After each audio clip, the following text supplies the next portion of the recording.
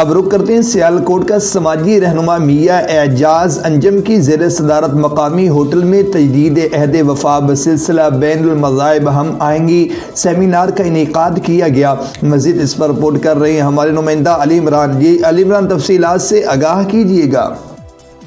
آج بل کو تقریب سے خطاب کرتے ہوئے additional deputy commissioner general Sialkot Farooq Akmal نے کہا کہ ارض پاک میں بسنے والے تمام مسالک اور مذہب کے افراد کو آئینی و قانون میں مساوی حقوق حاصل ہے، تاہم جو مذہب اور مسالک تعداد میں قلیل ہیں ان کا خصوصی خیال اور احساس رکھنا اکثریت اور بالخصوص سرکاری اداروں کی اولین ترجیح ہونی چاہیے تاکہ انہیں کسی قسم کی عدم تحفظ یا زیادتی کا گمان پیدا نہ ہو۔